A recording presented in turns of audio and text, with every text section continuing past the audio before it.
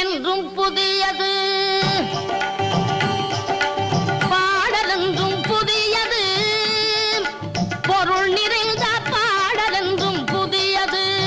முருகா உன்னை பாடும் பொருள் நிறைந்த பாடலென்றும் புதியது.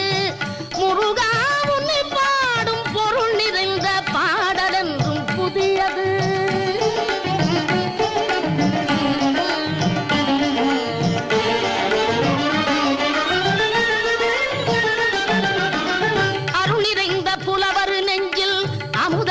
தமிழ் கொடுத்த பொருள் நிறைந்த பாடல் என்றும் புதியது.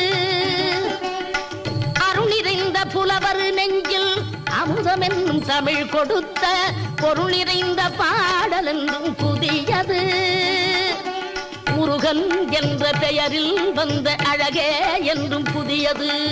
முருகன்